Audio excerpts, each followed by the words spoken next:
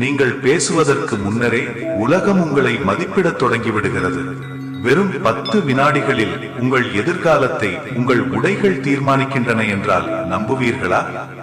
ஆம் நண்பர்களே, மகா ஆச்சாரியா சாணக்கியர் சந்திரகுப்தருக்கு கற்பித்த அந்த ரகசியம் என்ன? ஆடை என்பது வெறும் துணியா அல்லது அது ஒரு ஆயுதமா?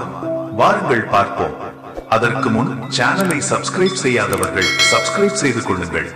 மகா ஆச்சாரியா சாணக்கியர் தனது சீடர் சந்திரகுப்த மௌரியருடன் ஒரு காட்டில் அமர்ந்திருந்தார். சந்திரகுப்தருக்கு ஒரு முக்கியமான பாடத்தை கற்பிக்க அவர் யோசித்துக் கொண்டிருந்தார். திடீரென்று காட்டின் ஓரத்தில் ஒரு நபர் நடமாடுவதை அவர் கண்டார். அந்த நபர் மிகச்சிறந்த ஆடைகளை அணிந்து மிகுந்த தன்னம்பிக்கையுடன் நடந்து வந்து கொண்டிருந்தார். சாணக்கியர் சந்திரகுப்தரை சுட்டிக்காட்டி, சந்திரகுப்தா, அந்த மனிதனை பார்க்கிறாயா என்று கேட்டார். சந்திரகுப்தர் தலையசைத்து, ஆம் குருதேவா, பார்க்கிறேன். ஆனால் அதில் என்ன சிறப்பு இருக்கிறது? அவர் ஒரு சாதாரண வழிபோக்கராகத்தான் தெரிகிறார் என்றார். சாணக்கியர் புன்னகைத்தார். சாணக்கியர் சொன்னார், சரி, ஆனால் அவரை பார்த்து அவர் எப்படிப்பட்டவர் என்று உன்னால் சொல்ல முடியுமா? அவருடைய குணம், பின்னணி அல்லது வாழ்க்கையை பற்றி ஏதேனும் உன்னால் கணிக்க முடியுமா? சந்திரகுப்தர் அந்த நபரை உற்று நோக்கினார். அவர் தூய்மையான ஸ்டைலான ஆடைகளை அணிந்திருந்தார். பளபளக்கும் குர்தா, நேர்த்தியான தலைப்பாகை மற்றும் மின்னும் காலணிகள் என சந்திரகுப்தர் சொன்னார். குருதேவா, அவர் நல்ல ஆடைகளை அணிந்துள்ளார். பார்ப்பதற்கு ஒரு கண்ணியமான மனிதரை போல தெரிகிறார். ஒருவேளை செல்வந்தர் குடும்பத்தை சேர்ந்தவராக இருக்கலாம். அவருடைய தோற்றத்தை பார்த்தால் பெரிய வியாபாரி போரு தெளிகிறது. அவர் ஒரு மரியாதைக்குரிய குடும்பத்தில் இருந்து வருகிறார் என்று என்னால் சொல்ல முடியும் என்று சந்திரகுப்தர் கூறினார். சாணக்கியர் மீண்டும் கேட்டார், அப்படியானால் அவரை பார்த்தே அவரிடம் எப்படி நடந்து கொள்ள வேண்டும் என்று நீ முடிவு செய்வாயா?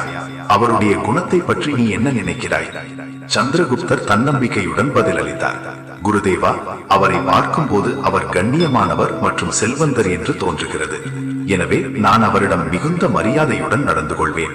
கௌரவமான முறையில் பேசுவேன். அவருடைய உடைகளே அவர் ஒரு முக்கியமான நபர் என்பதை சொல்கின்றன. இப்போது சாணக்கியர் தீவிரமானார்.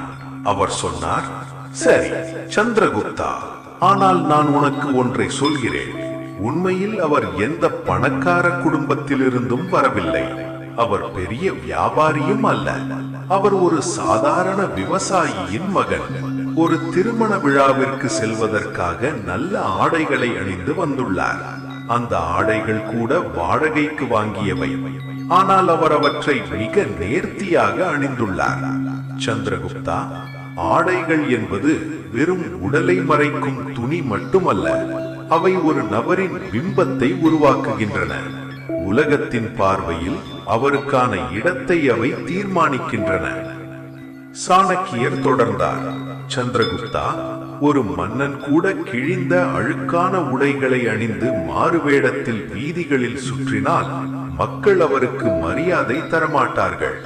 ஆனால் ஒரு சாதாரண கலைஞன் வாடகை உடையை அணிந்திருந்தாலும் அதை சுத்தமாகவும் நேர்த்தியாகவும் அணிந்திருந்தால் மக்கள் அவரை மரியாதையுடன் பார்ப்பார்கள். வாழ்க்கையில் உனது ஆளுமைக்கு ஆடைகள் மிகப்பெரிய பங்களிப்பை அளிக்கின்றன. அவை உனது மரியாதை, பிம்பம் மற்றும் உணர்வுகளுக்கு ஒரு வடிவத்தை தருகின்றன. எனவே நல்ல மற்றும் சுத்தமான ஆடைகளை அணிவது மிகவும் அவசியம் என்றார். சாணக்கியர் சந்திரகுப்தரை நோக்கி மீண்டும் தீவிரமான குரலில் சொன்னார், ஆடைகள் வெறும் உடல் மறைப்பு அல்ல, அந்தஸ்தை காட்டும் கருவியும் அல்ல.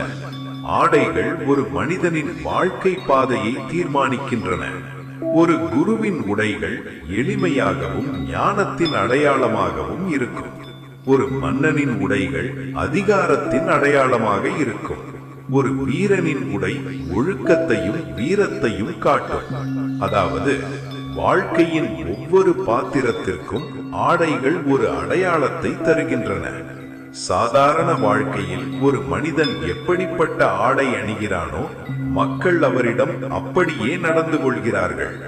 எனவே சந்திரகுப்தா, நீ விலை உயர்ந்த அல்லது விசித்திரமான ஆடைகளை அணிய வேண்டும் என்ற அவசியம் இல்லை. உனது ஆடைகள் சுத்தமாக, நேர்த்தியாக மற்றும் உனது ஆளுமைக்கு ஏற்றவாறு இருந்தால் அதுவே போதுமானது. நல்ல ஆடைகளை அணிவதால் கிடைக்கும் 5 நன்மைகள் சொல்கிறேன் கேள் சந்திரகுப்தா.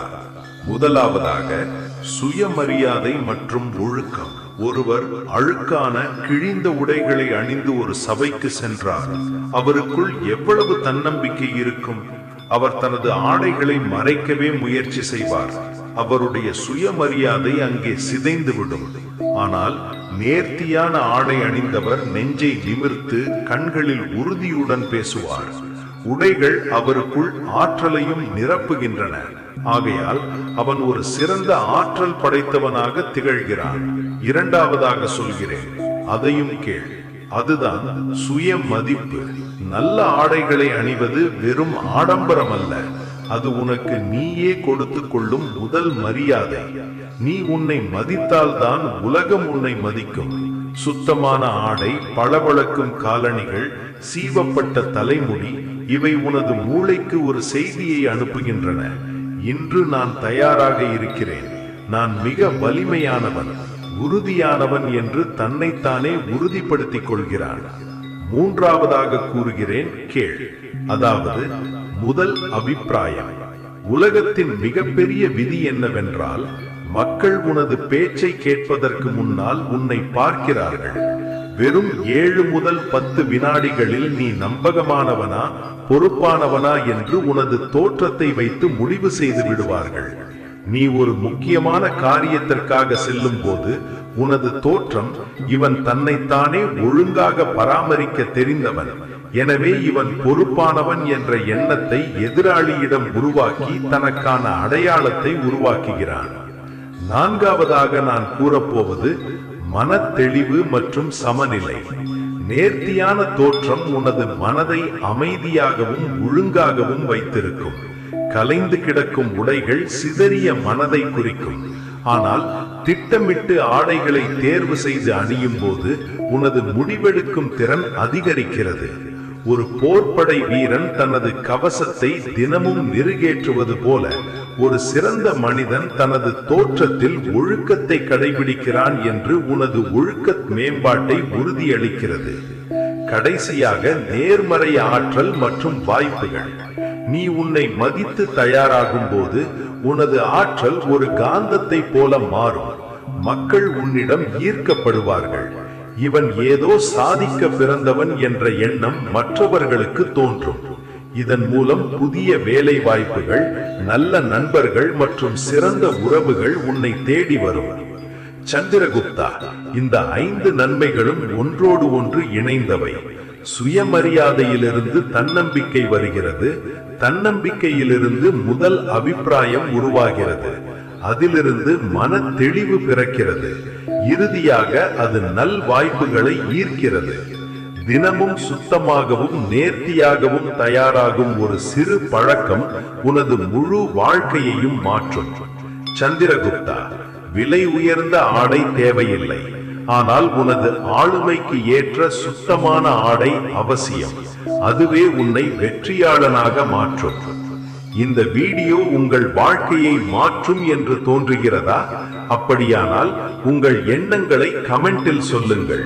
இது போன்ற வாழ்வியல் பாடங்களுக்கு தமிழ் மோட்டிவேஷன் டாக்ஸ் சேனலை சப்ஸ்கிரைப் செய்யுங்கள், ஷேர் செய்யுங்கள்.